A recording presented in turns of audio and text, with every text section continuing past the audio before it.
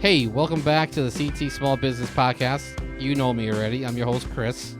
Here on the CT Small Business Presents Podcast, we get to know Connecticut-based small business owners, and we get to learn about them and their business. If you like the podcast, rate it, share it, review it on whatever platform you're on.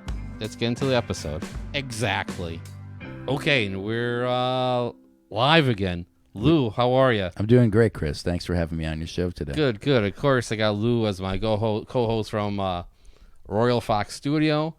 And today we actually have Jourdan from, I was going to butcher the name, the Mamba Boxing Club. That's correct. What's up, Jourdan?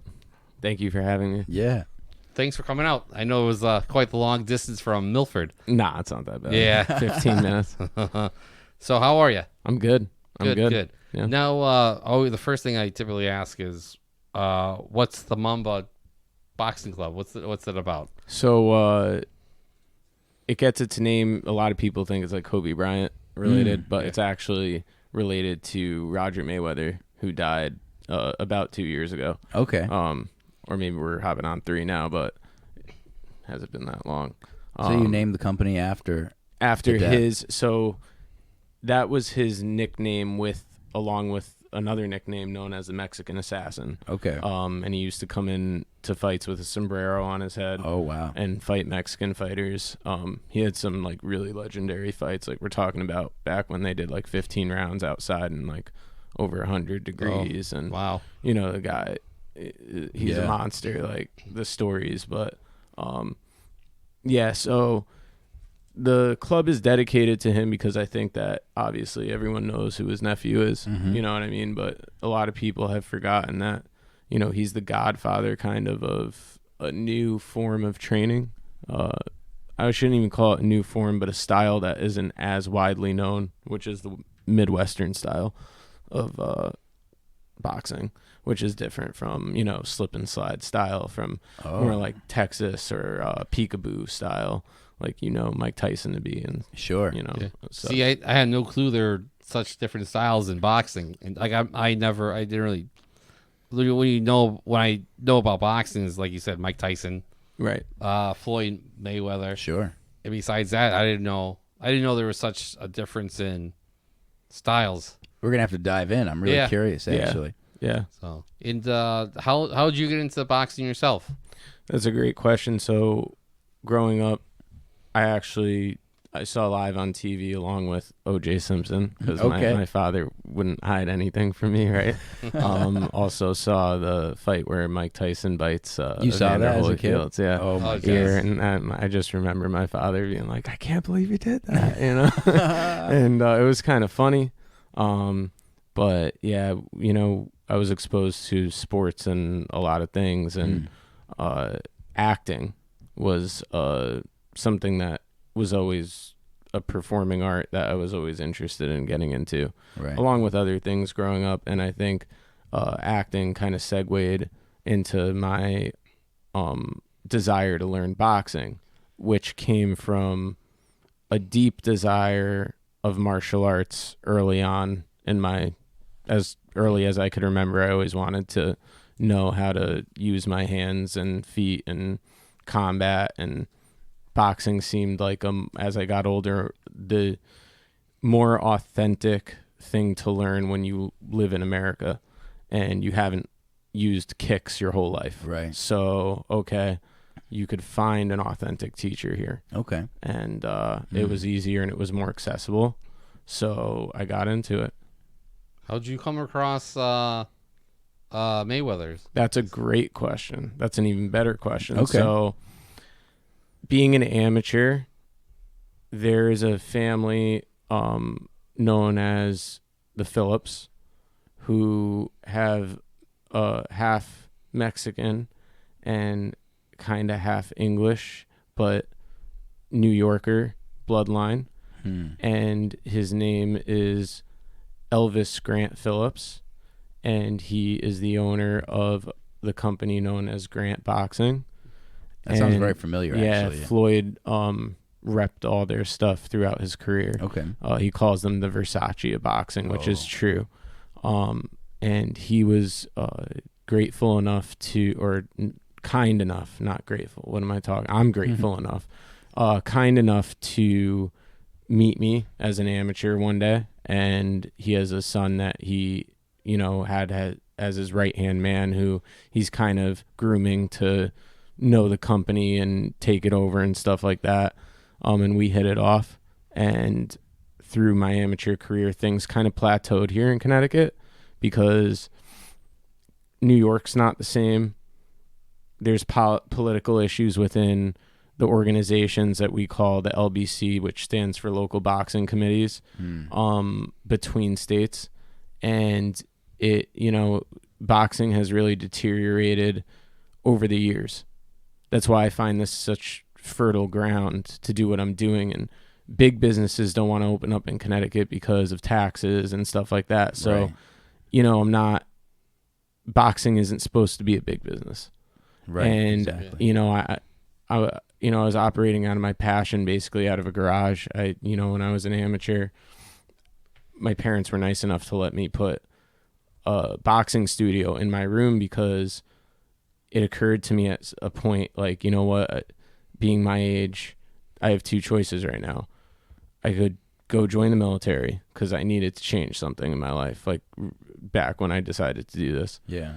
Or I could really live this shit, because martial artists, they don't go home from the dojo and then they're done. Exactly. You know what I mean? They're thinking about it, visualizing all the time. Visualization is such an important thing in life. So, would you say it's about growth and self-mastery? Yeah. And you take that home with you. Yeah. I had to, for me, because I'm into film, because I'm into books, because I'm into games, because I'm into anything that's an art form, or I like to really get cerebral with everything. Yeah. Which is great for me as a coach, but we could talk about that later. But I think that what really needed to happen is I needed to do the same with boxing to really learn it. I needed to take away all my distractions, fully immerse yourself, and just fully immerse myself and have it all around me. So it's I had a speed bag, I had a double end bag, I had a heavy bag, and I never saw myself as becoming a coach, which is another story. That's probably the best coaches come out like that. Yeah. I mean, sure. The most humble teachers, I bet. Maybe. I hate to call myself anything that's I'm a humble, modest dude, but so I'll call you that instead. You don't have to say. Yeah, right. I always say it's not for me to say, Right. But thank you. And I try to be. It's on purpose. Yeah. Definitely. Now, were you into the martial arts before the boxing? Yeah, so that's another thing. My dad got me into performing arts, and he's the most white collar businessman you've ever met. My mom's an artist. Okay. But there's something in him about entertainment, and it's real deep, and that's how we communicated. So, because my parents got divorced really early on. Mm-hmm. So my dad would communicate with me this way, and he would show me things like Quentin Tarantino and Terminator really early on. And with that came Kung Fu movies and Steven Seagal, Van Damme. And, I had a stepbrother from my mom's other marriage, and a man that I lived with for 9 years in Long Island when I was a kid. And me and Robbie would kind of get together and go to Vermont, and he would come up every other weekend. We'd watch Steven Seagal and Van Damme. It was both our favorite thing. Oh yeah. And Robbie was this musclehead dude that was a soccer player out of all things. Oh, wow. And he actually played. He got into the Junior Olympics to play for Team USA right from middle school into high school. Oh, jeez. And he was an insane athlete doing everything wrong. Okay. Like pushing himself wise. Now science would say for soccer players you wouldn't want to lift heavy weights and stuff like that. Sure. But this, he was the best one on the team every time, while training his body to the most max. Wow. You know what I mean? Really pushing himself. But I think he also had a hidden desire. why'd I get into soccer instead of martial arts, kind Okay. of thing. There's that, and we don't, unfortunately, I haven't spoke to him or that stepfather I had for, I don't know, 15 years. been a while. Yeah, Jeez. longer. Yeah. I wonder Long what Robbie's up to now. I do too. Like, I really, Yeah. I'm interested to know what Yeah. Robbie's like today. Yeah, and he has a sister who I heard is a administrator of a hospital in Long Island. So Very nice. I think they did well with their lives. Hopefully, me and my mother always ask that. We're like, I wonder what they're up to. But Yeah. stuff happened. They're not between- down here, yeah. Well, yeah, stuff happened between him and my mom. With court and stuff like that. That kind of separated the family, and you always look back at these things and realize life is short, and It's true. people have regrets, and I do wish things went differently, and Yeah. that stepfather I had is probably in his 80s now. Oh, wow. Yeah, he's a lot older. My dad's 75. Yeah. Okay. So he's pretty old himself for a father of a 34-year-old. Yeah, That's it. It's like my father. I'm 40, but he's 80, not but like it's a little bit older. I got siblings that are 15 There years you older. go. than So I- that's you the know? same difference. Yeah. Same exact difference. And you look young. So- You look extremely young. Yeah, that's what a lot of people say. A lot. I get like early 30s Okay. for the most part. Like I used to get like mid 20s to early 30s. Now it's early 30s. Yeah. So, but I don't know what the hell I do. I just live. Yeah. Genetics. Yeah, but you don't Genetic. look like you're 34. You look. I thought you were younger. Yeah, I don't know. I got all the grays, and Yeah. you can see the wear on me. You know what I mean? There's some wear on me. But yeah, it's all good.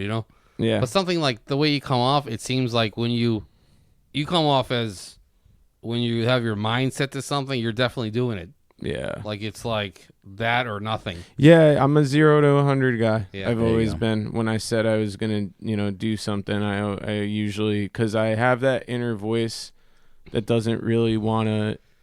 I have this thing that it's like Teddy Atlas says it great. I don't know who you guys listen to, but like another really good one is David Goggins. Oh, I know David. Oh, Goggins. yeah, I read he- all of his books. Okay, I'll have that to check it out. I honestly you never would heard of love him too, man. Especially anyone who podcasts, because this guy does it like all the time. But they say Teddy Atlas said like about Mike Tyson, like if you do weak things in your life or you quit, it's not going to affect the people that you think it's going to affect, because you shouldn't even care what other people think. Right. But it's going to affect you in your deepest moments, because it's going to keep, I quit, so I'm going to quit this time. Right. That's how life works, right? Yeah. I remember you mentioned when we were chatting before we started the show, you said you're a runner. Right. And I know that, like, chemically, biologically, if you stop running at a certain point, let's just say you're running a mile and you stop at a quarter mile, like half a mile. Next time you go running at a half mile, your body's conditioned to quit. Yeah. And the same thing happens when you create like classical conditioning and your mind-body connection. You're used to quitting. You're talking to a guy that's done it. Yeah. Right. I've literally been on runs where I'm like, oh man, I can't, this hurts, and it gets to me, and I do quit, and then I come back the next time stronger, and it's something that you're always working out with yourself. But first and foremost, especially as you age, you got to be honest with yourself. Right. So if you have these moments of remembering when you quit, that's going to become what you do. And it's like, how could you be expected to be strong when in your heart of hearts that you do weak things? Exactly. And that's the thing. So I think that for me, I've learned that at this point, I could confidently say that I walk much more secure within my, shoes. And Yeah. I think that happens to people as you get older too. I think so. Yeah. Yeah, the Hey. experience of going through trials and tribulations and overcoming them and figuring out what your limitations and boundaries are, and pushing through those plateaus. And then what you get at the end of it is so rewarding that you could never get any other way from achieving it from hard work and dedication. Right. And that's what that high drives you. Right. I Go would on. say that was probably what makes you a great coach, because it's you won't allow them to quit. Well, It's just like not allow them to quit, but like it's like you give them a good expectation. If you last, if you make it, you'll succeed amazingly. yeah, I mean, I think that great coaching comes from a lot of different things, and I think mentality is a big part of it. And, again, not for me to say, but I do put a lot of effort into, what I do. And that's because I can't do it any other way. Well, you mentioned earlier that that your gym, the Mamba Boxing Club, is less of a gym per se, but more of a club. And that club is designed for a lifestyle and lifestyle changes. So it all ties into what we're saying about creating patterns of behavior that are healthy, that stay with you for the rest of your life. It's not just a subscription, like you're saying, you just show up, you leave. It's a lot more than that. So touching base on that, like, I actually look down upon even myself when I make the mistake of saying, oh yeah, the gym. It's a club, right? And I got that thought through other designated clubs, so-called, that are in other things. And these types of clubs, if we're talking about maybe the motorcycle world, those guys are so serious about everything they do, or they're at least supposed to be. Sure. But times change, right? Mm-hmm. But in terms of that world, they earn the right to call themselves part of that club on a daily basis. Right. So something I like to explain to our members is, first of all, like I break down the price point, because we're about $5 a day, a cup of coffee, but you're paying it monthly. Mm-hmm. And that's to be part of the club. Is that enough? It depends on what your goals are, and then we go from there. So I try to explain, if you're not willing to earn it by sacrificing $5 a day, then we just know right there. Yeah, that's right. So I think that in terms of the club mentality, is we cap at 75 people. I see. We care about those 75 people. I don't like to bother anybody, but I will text people. I will care about people as if they're my personal client, right? Because they are part of something bigger than themselves. It's a community where everyone is exchanging numbers, and if they're not doing it naturally, they're being forced to. And if they don't like that dynamic, they can leave. Yeah. Well, it's a community. Yeah, but right. It's very much so a forced community with a hierarchy, and I like to make that known to people when they join, because if that doesn't sound like it's you guess what? You might not be ready to make a change in your life. Yeah. Some people think they're ready. We've had all types of people. I believe it. And I think combat gyms bring on all types of people. And that's why another thing that we do with our club that places in Vegas too, and why we're Vegas style. We're also California style. We're anywhere that has real deal boxing style, which is black out the gym, lock the doors, appointment only. Celebrities go to these types of places for this reason. Do they have a member cap at the other places? I don't know. Do they run a subscription? Sure. I don't know. There's things that I do that are, without giving too much business model away, but there are things that I do that are unique to what I'm doing. Yeah. And it's not something that, some real estate investor, because that's usually who owns the big box gyms, could just say, oh, look at what this guy's doing. We could totally do this. No, you can't. Well, you're creating a culture, and, right? And they can't, and they're not doing that, right? And the very essence of a culture is like, we're all here for the same thing. We're all here learning from tutelage of Roger. Mm-hmm. Roger taught this dude. He did not teach the big rich guy who's sitting at his Malibu mansion while he charges people $25 a month for a membership, and he's probably overweight too. You know what I mean? True. So it's like, how are you an owner of a gym? And he's like, oh, well, that was a good investment, and that's not what, God, if people knew. Well, with your system, the way that you have it, you mentioned hierarchy. With that hierarchy, I imagine it helps people stay accountable. That's right. That's exactly what it is. And people are coming there to be to have discipline, not to be disciplined, but to have discipline in their life. In some cases, be disciplined. Oh, I believe it. And very, not usually with adults, but Because you're saying you get all kinds of people. all kinds of people. And these are people at their lowest place and at their highest place and everything in between. I bet. Yeah. And that's what combat gyms bring you, I imagine. High diversity. Yeah. High diversity. All walks of life. Do you feel that boxing is something that you fall into? No, I feel it's something you find. Okay. Because I think, another thing when you ask me, like, what got me into it, blah, blah, blah, there's also a deep rooted insecurity of, like, hey, I've been in all these fist fights in my life, because I was, especially in Long Island, and, being bullied as in middle school, not in high school. High school was different, but still fist fights, still a lot of stuff going on, a lot of drama. Totally different here in Connecticut than it is in Long Island, I will say. I'm sure. Right. That's good, I guess, right? I think here it's more bark than it is bite. Yeah, you're probably right. But not always, because there's a lot of New Yorkers here too, and it's not even to say it's a Connecticut thing or not. It's really just an individual thing. But my experience here is indifferent. But late in life, I said, you know what?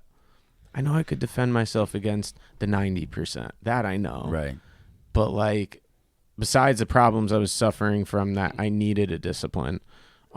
There's also the insecurity of, how about, like, a real fighter? Like, what could I take on that? And my first coach, who I never talk about and probably never will for other reasons before Roger, he looked like Evander Holyfield, and he was like a 3-time Golden Gloves champion. Oh, wow. And he was right out of New York. And he was like a massive force. And he would just, oh, yeah, I'm going to go light on you, Jay. We're going to go light. And he would just beat the shit out of me every day. And then he'd bring me to other clubs, and they beat the shit out of me. And we go to New York, and we go to Gleason's. They beat the shit out of me. They'd laugh at me coming in. So like and then you're shaking hands on the way out, right? Yeah. So like you're getting that whatever it is you're looking for, It's like psychological warfare. Yeah. They're trying to demoralize you before you get in the ring. I mean, a little bit. I be careful with that, because it sounds like then you're trying to boast about what you've been through, and it's like, people have been through way worse. Like one thing I said to you when I came in, you asked me if I ever did a tournament, and like it's crazy to think that out of the amateur bouts I've had, none of them were tournaments, because tournaments are usually easy to get in. You know what I mean? But it's not about it's staying in it. Right. You know what I mean? It's not about getting qualified, right? So I didn't do much with my career, and even for a guy with like what's considered today in 2023 is a good amount of fights, like enough to go pro for sure. But like, that's not how it went. I'm happy it didn't go that way, because I'd be way more exposed. I had a great run. No, like only 4 losses out of that. I never got knocked out. I always got up, which is, if I took a knee to a body shot, which I'm not even proud of, but I would rise up. I'd never go out. And that's another thing that I have in my head, that is like mental confidence to do something else. Like, I know that I got through this, that, the other, through boxing. Could have been, crazier for someone that like joined a certain infantry unit in the military or Air Force or whatever, but that's the route I went, and it led me to learning something to train people. An invaluable skill, really. An invaluable skill that I could pass down, right? Because we don't live forever. And you're talking about expression and art in your family, and I mean, boxing is probably an extremely expressive style of art. If you're looking at the body and the human form in martial arts as an art, I would say exactly that. Oh yeah, I don't think there's much more that is exposing or expressing than that, and they call it the sweet science. It's 100%. That's what they call boxing. The sweet science. The sweet science. Yeah. Wow. Yeah. That's what we'll title the episode. Yeah, science. I will actually. I'm going to put that down on my phone.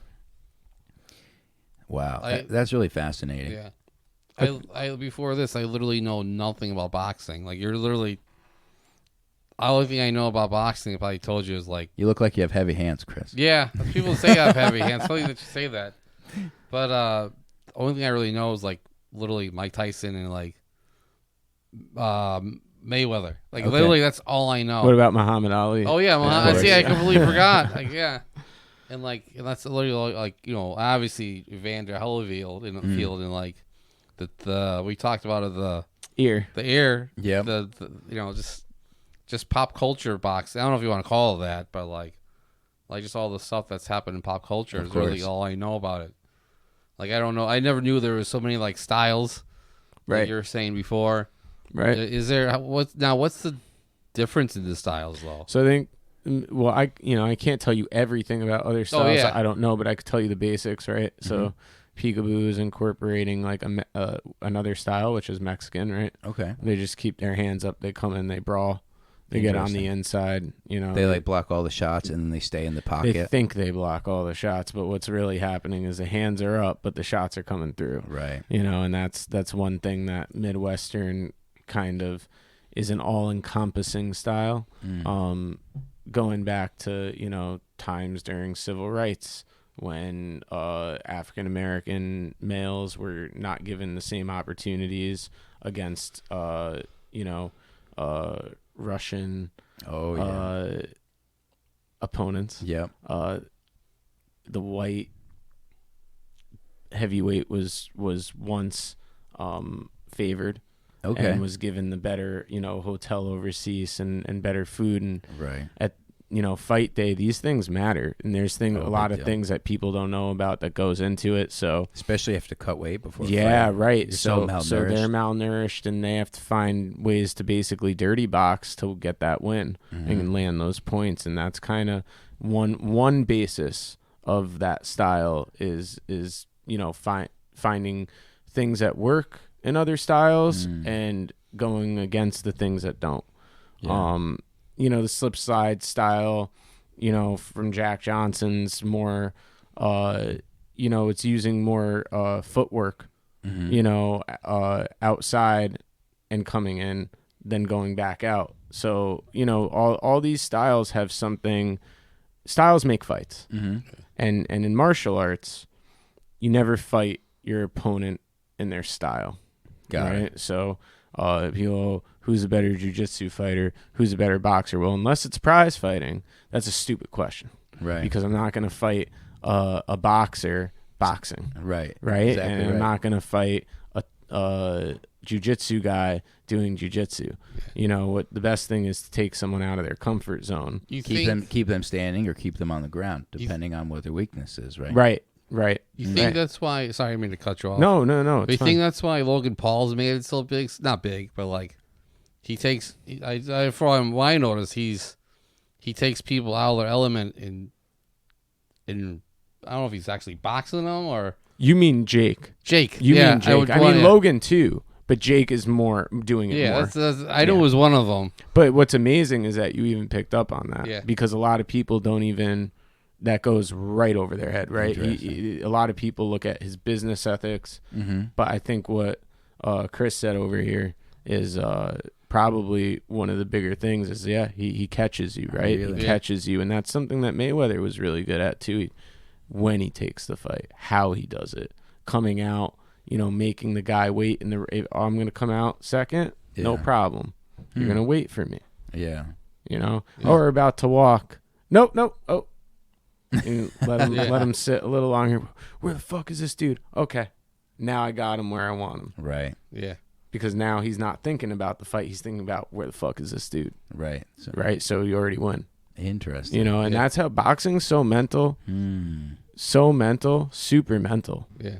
The closest I've seen. I got to think about that. Yeah. There's a lot of elements, layers, I bet. The closest I've seen someone get Jake Paul so far. Not closest, but with the whole fighting, he calls out. He's to me, from what I've noticed, he calls out certain people and everything like that. I don't know. Are you familiar with people? It's probably part of his brand. And it's Patty the Baddie. Oh yeah, He I called heard called about him out, Yeah. and he goes, and Patty goes, "Oh, I'm fighting Saturday. Just give me till Sunday. I'll fight you Sunday. I want you to say that again in Patty the Batty's accent. Nah, I can't do that. I like the fact that he gained so much weight. He calls himself, well, other people call him Patty He eats whatever the hell he wants. Yeah. He does. And then he just cuts weight and he's fine. Yeah. I mean, hey, if you could do it, it's going to take a major, major hit on your system. Yeah. Diabetes, baby. But that's a real thing. It'll get you at some point. It'll get you. Yeah. But in all of his interviews, he's got like a sandwich in one hand and like candy in the other hand. Yeah. He's just stuff in his face. I love it. But if his body could handle it, if his genetic makeup allows a sugar intake like that, hey. Yeah. But that's the closest I've seen to someone, reading to what Jake Paul does. Like, I'll fight you Saturday or Sunday. Instead of, I noticed it's always this back and forth for a while. Then they finally fight, Yeah. So, another question we were talking about before, I don't know if, Bill, before you got here, is footwork. Yeah. How big is footwork into boxing in general? Well, since the hands catch the feet and not the other way around, right? So, you better have good feet. You know, and the thing about it is when a guy comes in, like we had a kid come in on Thursday, which is yesterday, his first time, and he was so eager, and I said, what do you think you're going to learn today? And he said, I think I'm going to learn something about, my hands. And I said, all right, everyone stop. There's about 6 people in the club. And I go, you stopped the whole... I stopped the whole gym, yeah. Oh, my God. And I go, what is someone's first day? What do you learn? And I go around and each person says feet. Everyone knows. Yeah. So I like to make it like that, as where you are now. Well, that's your foundation, isn't it? Yeah, it is. Okay. See, I would think fists. I would think hands. I would think what he thought. Yeah. At my first day, that's a little legitimately what I would think. I would never even think. I didn't ever thought of feet until Lou and I were talking about it before. What's a common footwork exercise you do with your I mean, learning to keep distance between your 2 feet and not bring your feet together. Okay. So I'm not saying that you never do. I'm saying that it's fundamentally the most important thing to learn first because it's not natural. You don't want to, so you won't trip up on your own feet in those moments. Exactly. And you can't be thinking about your feet or the other guys. Well, all your power comes from your hips, right? Correct. So if your feet have to be positioned just right so you can get the most power. Leverage. Yeah, that's just like in any martial art, right? Also, the direction you're going is always going to make it so that there's momentum traveling for the opposite side. And it all depends on if they're boxing regular or southpaw. Yep. Where their hands are going to be and how to position yourself. Yeah, but, we try to make it, all right, this is southpaw, this is orthodox. You're going to face each other sometimes. Don't overthink it. Right. So that your stance is your stance. Okay. A left hand's a left hand, a right hand's a right hand. Yeah, it's going to be thrown, if he's southpaw, his left's going to be thrown with a totally different intent. Sure. And you're going to have to be in a totally different place when it's thrown, but if you forget all your training because you're facing a southpaw, a lot of these fights in the amateurs, they're so quick. It's nothing like you see on TV, right? 2 minutes, 3 rounds, first 10 fights. So it's just get out there. That's fast. And destroy the guy with lots of flurries, and you got to get points, and these judges have no idea what's going on. Because it's happening so fast. I mean, that's giving them too much credit. Okay. You know what I mean? I think that, like I said earlier, the LBCs need the boxing took a hit in the Olympics. I didn't know that. Yeah, and there's a lot of, stuff about corruption and politics and stuff that, a kid that is basically putting his life on the line. I'm over exaggerating, but I'm not. You know what I mean? I see what you mean. And not getting paid for it. Mm-hmm. The least you could do is give him a fair shake. Right. I mean, that's the least you could do. So and the coaches that take their time with these kids, right? I mean, there's so much, oh man, I'm, a head official of the LBC now, and I was a failed coach, and I don't like this club because he's not failing. So, that jealousy is gonna, I'm gonna. Oh wow. I don't like how he wraps his kids' hands. I don't like this. And so I'll honestly give the people the benefit of the doubt and say maybe they aren't doing it maliciously. Maybe it's subconscious jealousy and stuff like that. Like maybe they really do in their head think that I'm doing something wrong or whatever. Sure. But it's bullshit. It runs deep, though. It runs deep because you got a lot of adults who didn't do what they wanted to do, and that's all of life. And they're living vicariously through their students, trying to control everything. Yeah, sure. Huh. Well, they have a very strong connection with the sport, and then the connection with the student as well, and how it translates to the ring, and what's fair and what isn't fair. And There's a gym that's been in Connecticut for a very long time, and it's in a very bad area. Which shall not be named. Which shall not be named because I'm not going to do that. Fair. But and even it doesn't matter what podcast it is. You just don't do that to people. But I want to be the bigger guy. But that particular coach, maybe at one point, and he actually mentored me as a judge for USA Boxing at one point, right? Wow. So he taught me a little bit about judging. And I learned a lot of things just through watching people. Yeah. That's part of being a good coach is you observe well. It's part of being a good actor. That's true. Yeah. So, and a good student, right? So brought a kid down there recently, and, Midwestern boxing in Vegas and all these places, like, we clinch. We learn the clinch. We love the clinch. Yeah. It's part of boxing. It's just part of boxing. Like, it's not holding. It's the clinch. And, you break it up. It's still part of it. Like, it's, what I mean? It's undeniably a part of it. Like, have you seen boxing before? What I mean? Yeah, like, it's there, it's right? essential. Yeah, it's essential. And, this guy's been around, is a good example of just why Connecticut needs kind of like a facelift when it comes to this sport. Yeah. And my guy is clinching to survive. He's brand new to me, to my club. We were brand new at the time. The clinch is a safe space, basically. It's a safe space, Yeah. and he was in there with a banger who's had like 5 fights, and he came in, the conversation he was having with his coach was like real dark, like. So like, you go in there and there's a crackhead outside, No surprise. jumping around, like, oh, we're here. Yeah, And I went down with my kids to go watch too. So I brought some of the younglings with me.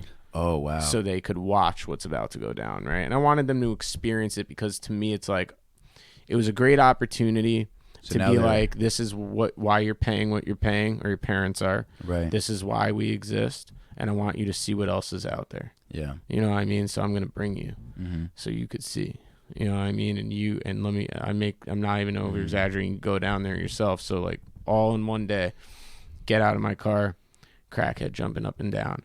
I'm going to touch you. I'm going to touch you. I'm going to touch you. Oh boy. And I'm just like thinking to myself, I really hope you don't, because if you do, why is a crackhead hanging not outside the boxing gym? Right. Yeah. Right. So, Asking to get his ass beat. Right. If he acts up anyway.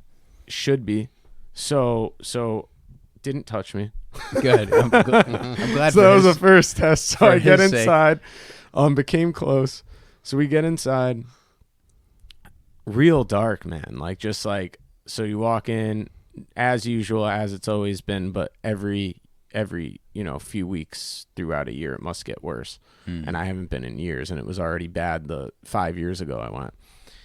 You could smell, right? He has a bathroom in there doesn't even have a toilet. So you like go, it's like you're in like some It's like a hole in the ground? Yeah, it's Is it not like a hole, it's a pipe. Is it like Japan? So you have to have good Yo, aim. right. Like Japan, you got like the pipe. Yeah, but their pipe's clean. This is a rusty pipe, man. Yeah, it's like Yeah. like the concept where you go, if you're to Japan, you got a metal pipe and you shit in the pipe. This is how bro. you become a good boxer, everyone. And what's crazy is he lives above it. Oh. He lives above it, and this has been, forever.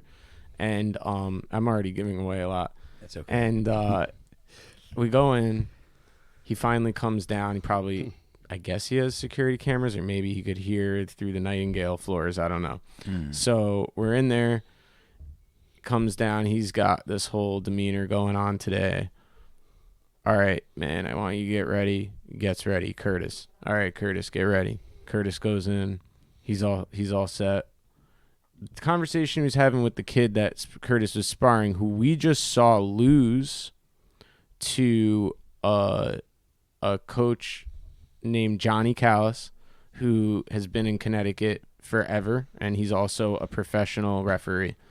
And him and the coach I'm speaking of have known each other forever, and when we saw this kid lose, the coach that I'm speaking of went off on Johnny, and Johnny was like, yo, what's going on with you? But he's always been a little off. So anyway, the kid comes into the gym and he's like, so why didn't, what happened with your track? And the kid actually, this is a 18 or 19-year-old child. Young, yeah. But not young enough to say what he's about to say. He said, it was the other kid. And I was like, whoa. Like, I mean, at maybe 6, I was giving excuses like that. How are you blaming the other kid for your loss at 19, right? And the coach goes off in a way that he really shouldn't have, right? Which was also very telling to like, well, no wonder your kid has a bad demeanor. Anyway, when they're sparring, and the clinch happens because my guy doesn't want to get hit, and that's what I didn't even teach him yet to do that, but he was doing that. He's tall, he's lanky, sure. He's skinny, and the other guy's kind of short, not a bull, but he was coming at him like a bull. Right. So they're getting caught, and Brian, I just gave his name away. We could edit. All right, edit that out. Yeah, and the coach goes, "Oh, if he pushes my guy one more time, you're both out of here." Like nuts. And I'm just like, "What?" And this is the sport. Yeah, this is a sport, right? These are and the he's rules. like, "They don't touch. You have no holding. You're teaching wrestling." And I'm like, this dude's a psychopath. Then the other kid goes, "Yeah, don't push me in my motherfucking club." So now, so the bell goes off and I start getting my guy out. And then he goes, no, stay for one more round, which we do because you're just going to get your kid's ass whooped again. Right. And then I'm going to bounce, and it's going to make his day even worse than it was when he first walked in, right. Which it did after he was like, you called it, livid. And we left, and the other coach, another kid walked in the gym, and he walked in, some tight white kid. I always like to call them that. They're like these, they do a lot of jiu-jitsu and Muay Thai too, these guys. They like go around, they do it for like a year, they tell everyone they did it. And there's tons of them. There's few of them in boxing, not as many as in the others, but they still exist. Yeah. And a kid comes in, just starts hitting the bag right off the bat. And the other coach goes, "I'm so sick of this fucking shit. Here, we'll even warm up." And he goes, "Fuck this." And he runs upstairs. But like, at this point, should we have that dude in the sport? And it's like, what is the LBC doing about it? Like, right. We know about this. This has been going on here for over 20 years, and this guy's still here doing what he's doing. Why? Because he's got political affiliations beyond. I mean, dude works for New Haven Housing. And that's who he worked for most of his life till he retired.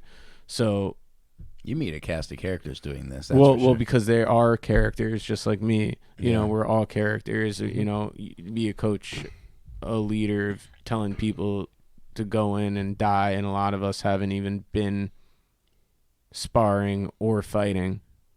And you got to be, something's got to be wrong with you.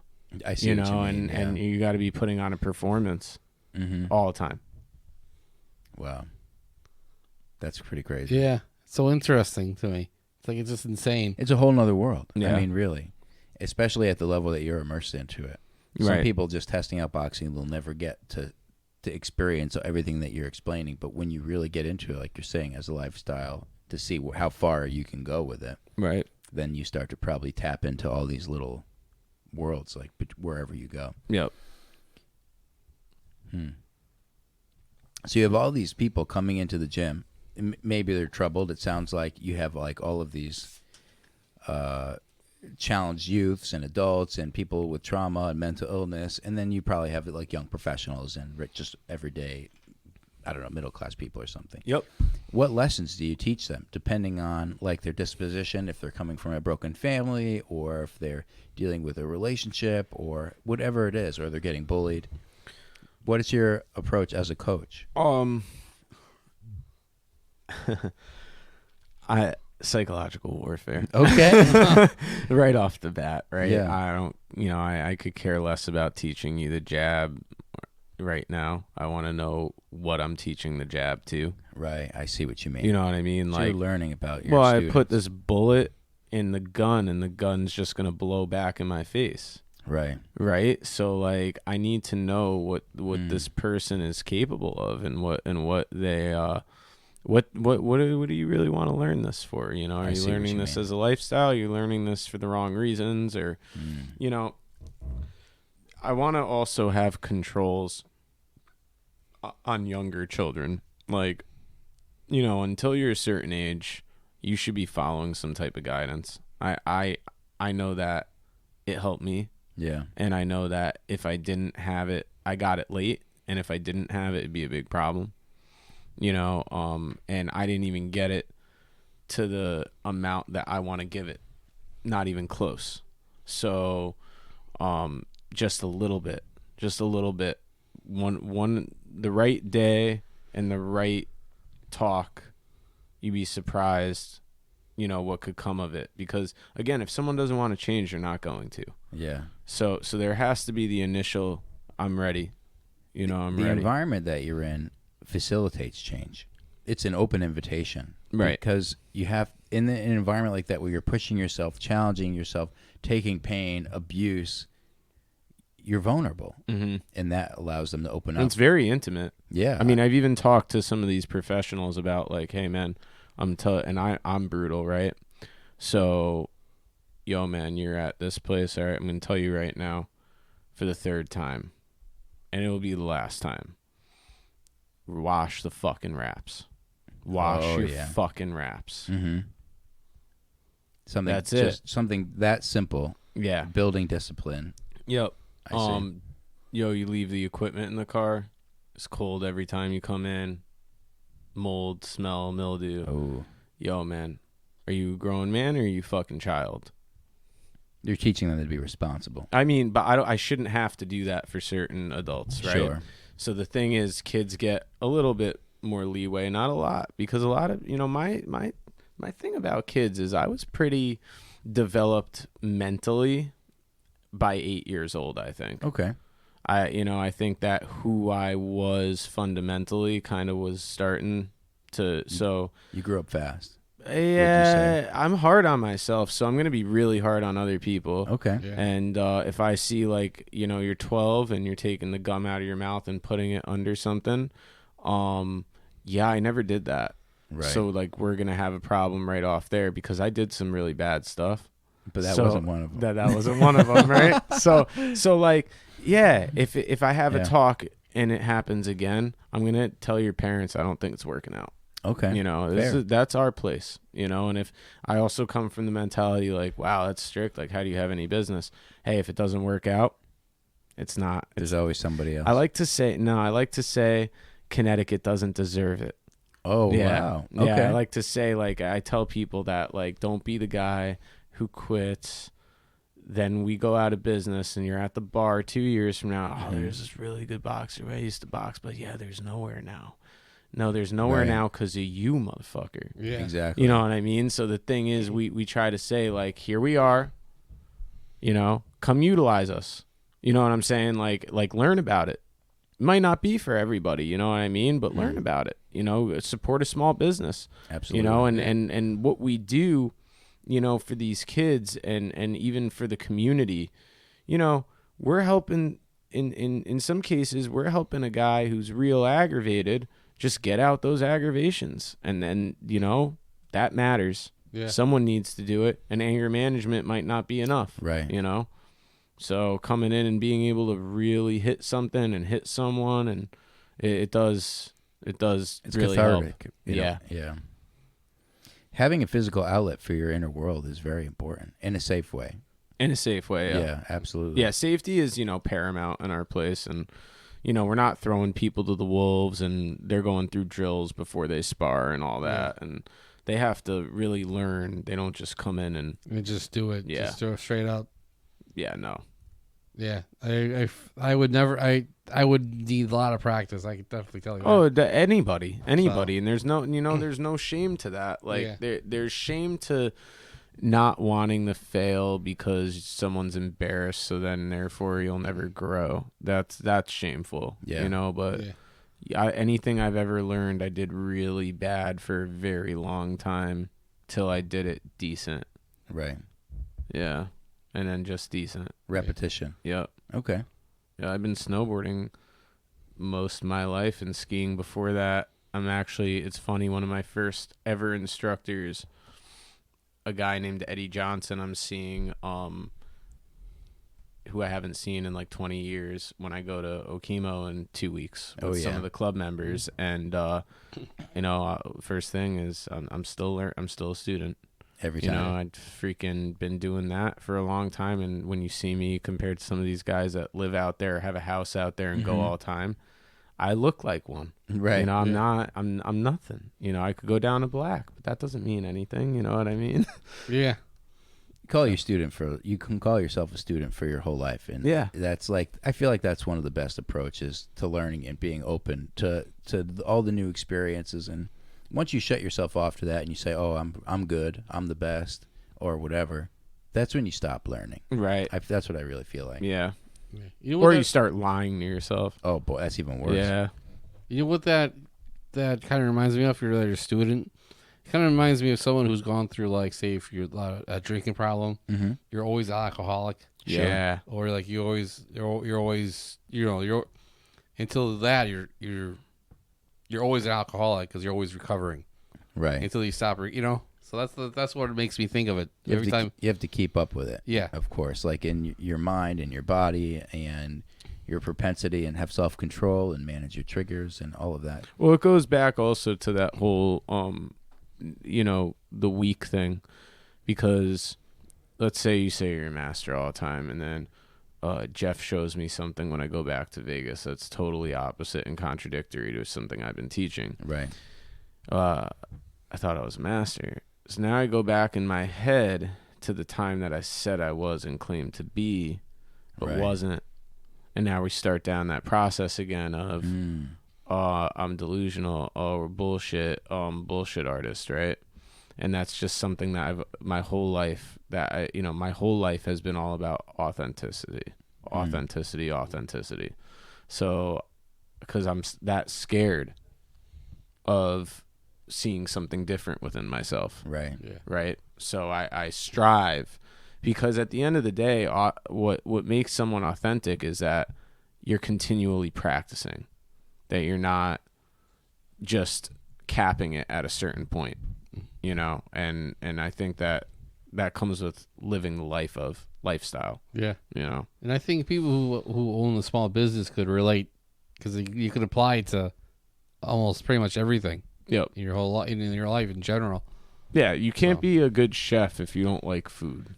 That's a good point. It's just not going to work out. Look at Anthony Bourdain, right? Yeah. I mean, that guy, he loves all the things that bring food and make food what it is. Culture, travel, things, when you think about food, it's different ethnicities bringing different things together from the terrain they have and from the crops they have. Right. So that's why the food in this area is the way it is. So you have to like traveling to be very, very good. To be like top notch, like a Gordon Ramsay, you have to like to travel. Oh yeah. Otherwise, you're only getting 1 or 2 or 3 cuisines, or you're getting the cuisine, but not in the authentic location. Right. Some fusion, of the cuisine, or a former of the cuisine. It's not the same. And then whatever the style of the food is, and it could be the style of anything, even in art or martial art, you get it in its most authentic form when you go to the place that it originated by, and it's being created and developed or cooked by the people that are native to that dish or whatever it is. Or at least learned from the people that created it, right? Yeah, absolutely. That, you know, that they spent time there. That's the thing. They've mastered their art. Yeah, you have you guys been to Hoodoo Browns in Danbury? No, I actually haven't. You guys like barbecue? Oh yeah, big Yeah. time. Okay, so the I think they're brothers or they're business partners, but these guys lived in Texas for a while and they brought what they learned back. Yeah.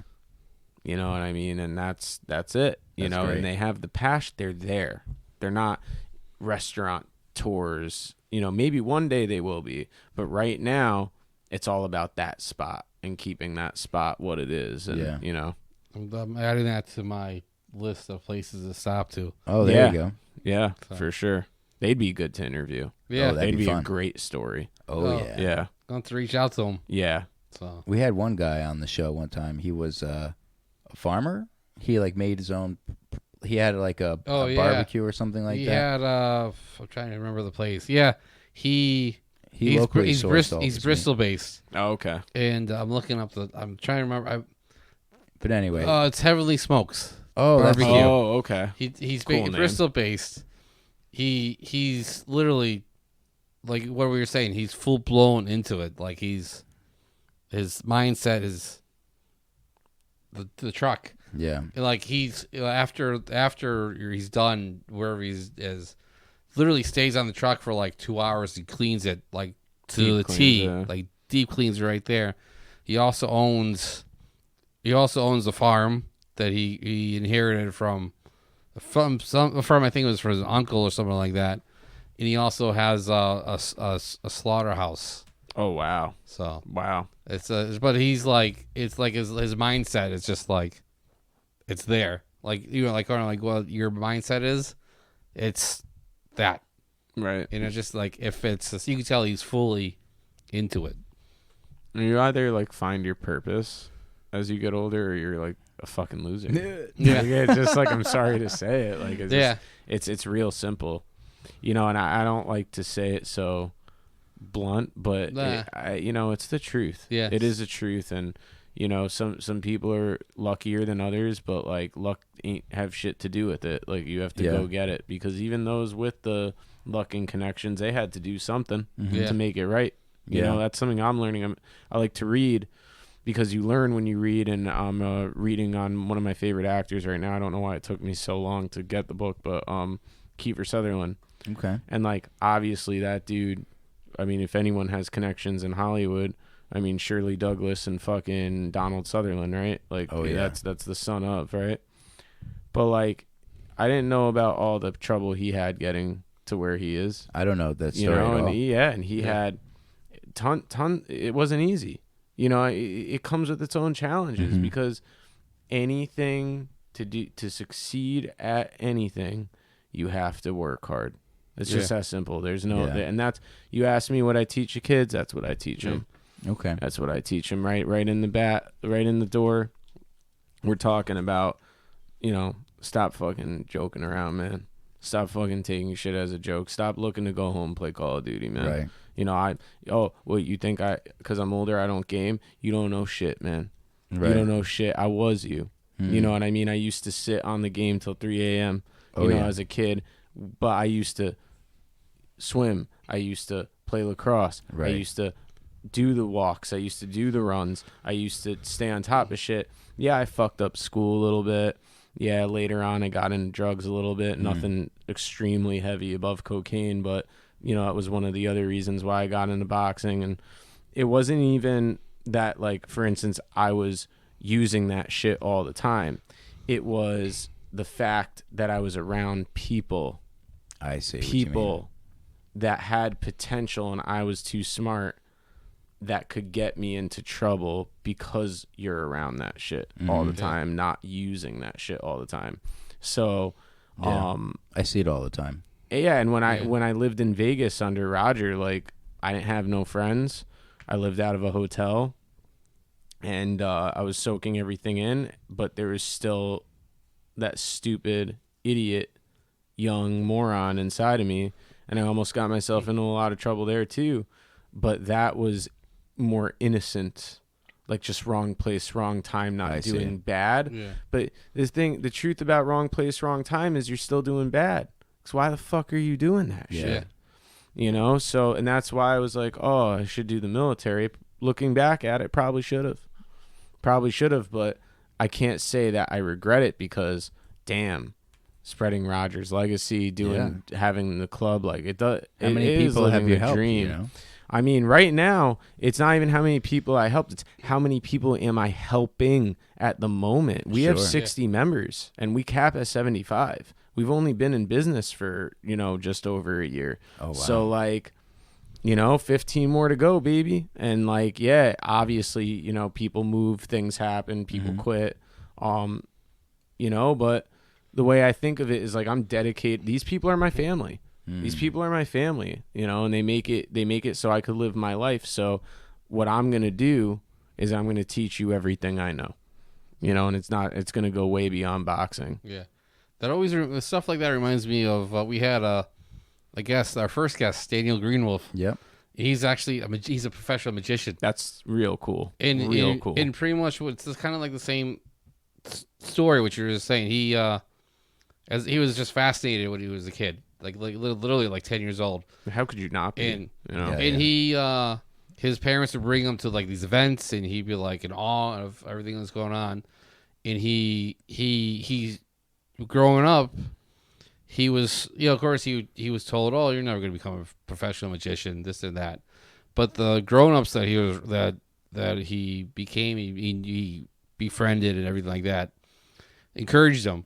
And it was the surrounding of people that made him the professional magician that he is now. It's just like it's your surrounding of people. Yeah. Like you were saying, you're around people who are maybe drug addicts or making, doing stupid stuff, and at some point you're going to fall into it. Well, I obviously can't go into too much detail. I could go into the stories, but I actually had the pleasure of training the president of a 1% motorcycle club at one point. Like, you get a diversity of people in this. That was one of the diversity. Yeah. And that is that was fun, Yeah. I bet. Yeah. He's a 1%er. In a different way. Definitely. It was, I was training him out of his clubhouse. Oh, wow. Yeah, and it was it was crazy. Like, it was like, you can't even tell people, like, you can't tell them who you're training, because he had a whole political thing going on where, like, they don't even want people to know that he was a president type, you know what I mean? Like that kind. So there's like a lot of stuff, and the stuff I heard and saw, and yeah, it was pretty crazy, pretty crazy experience, man, to say the least, And that was just one of them, you know what I mean? That's, and that's a later one, right? That's not even that long ago. That's like within 3 years, Yeah. Huh. You've probably had the pleasure of meeting all kinds of people. Literally, yeah. Wow. Everybody. Dennis Rodman, that was fun. I heard he's. You know what story I heard recently from him? Like, it's funny that you brought him up. It was who? I forgot who. Like, literally, I forgot. Oh, it was Bert Kreischer, the comedian. Okay. He ran into him, and they went upstairs to have. I don't know who that is. He's a show. He's okay. Just YouTube. The Machine. Okay. Just then you'll. I know the Machine. He pretty much backstory of him.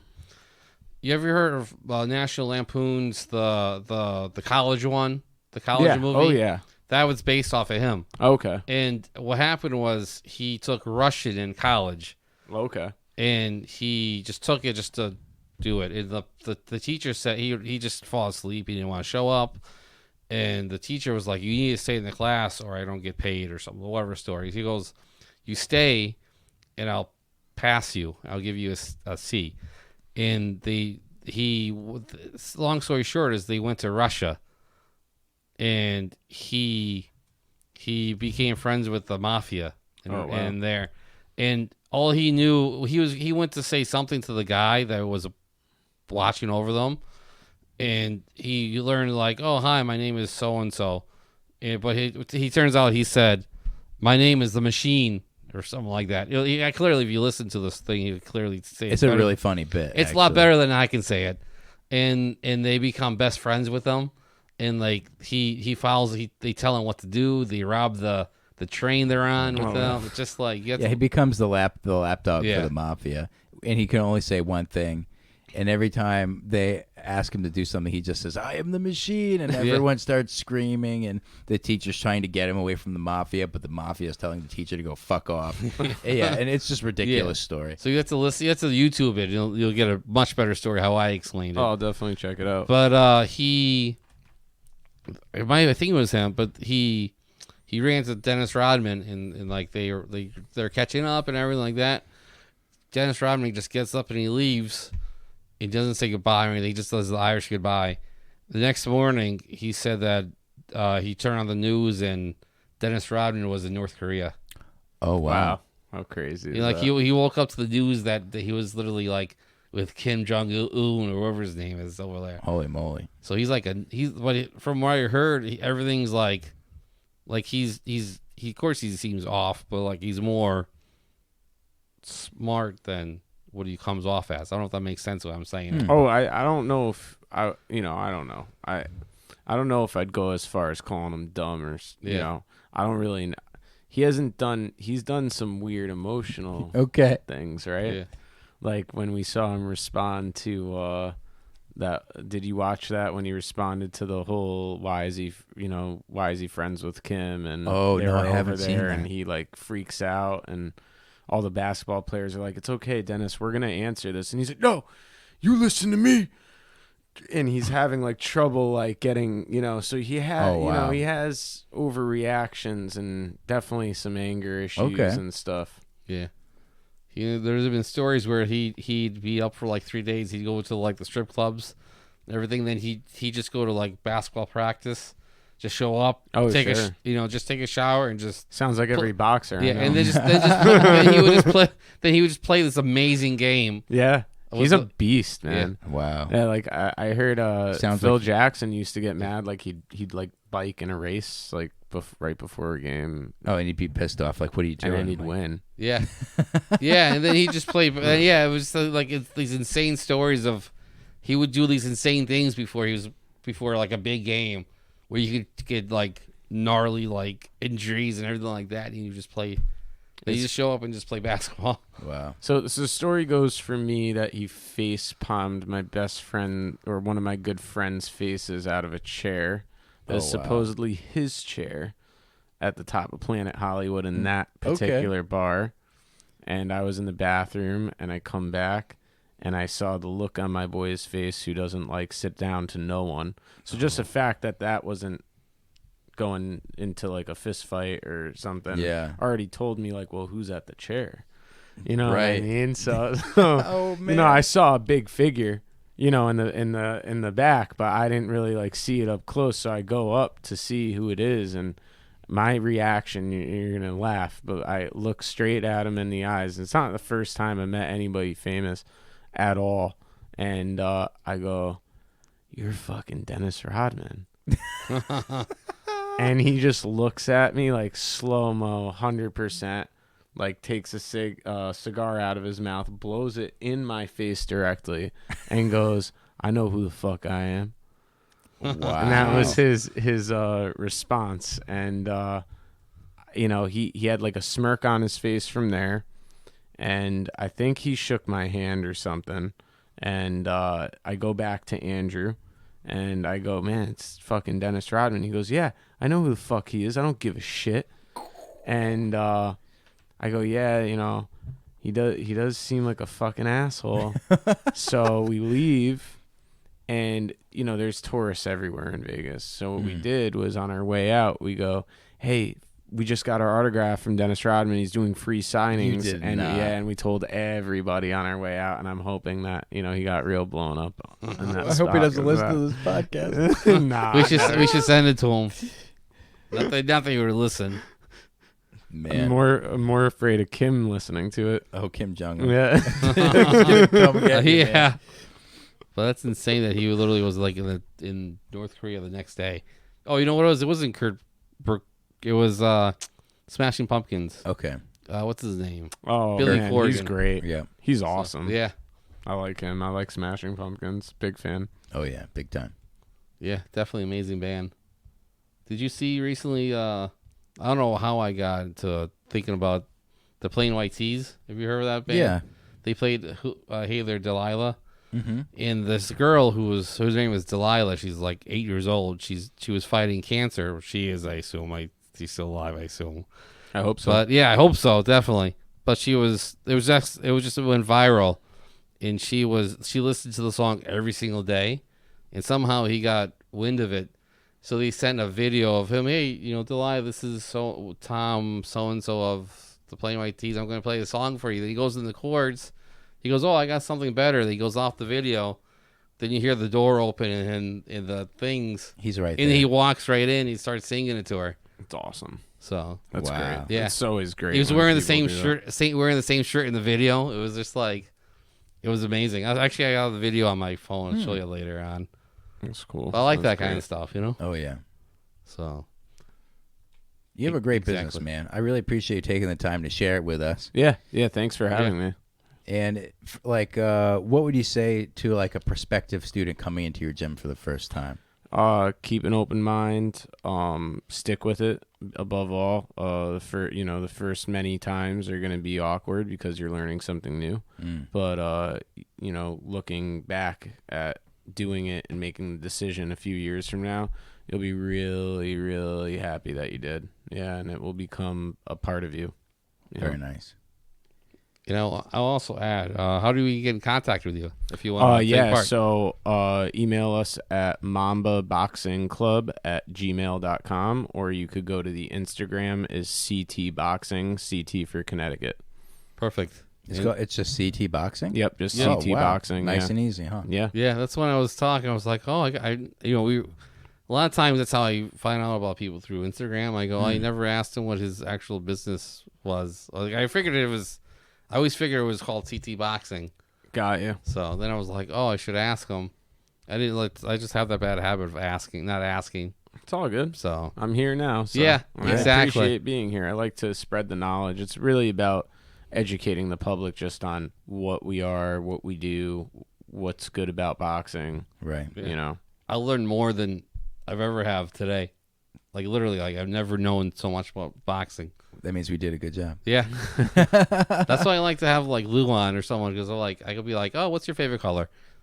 Or like, what's your favorite color? I don't really have one. Red? You're wearing red right now. Yeah, just the one I threw on. But yeah, it's fascinating. There's always something to learn, Yeah, And definitely is.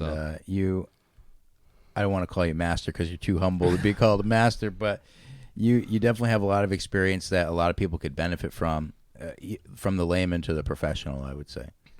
Just from you sharing your story from before and on the show. I would hope so, with all the brain cells I had to lose to Yeah. It's just the way you come off too. I would feel like that's the type of person I would need to like teach me, or you know what I mean? Like that's kind of like how you come off is how I would need to learn. I don't know if that makes sense the way I'm saying it. Hey, that's I hope everybody feels that way. Yeah. You just the way you come off is perfectly how I would learn. We're gonna turn you into a prize fighter. Chris. Yeah. Here we go. Yeah. We're ready. Take me a long time, but Let's I'll go. get there. So.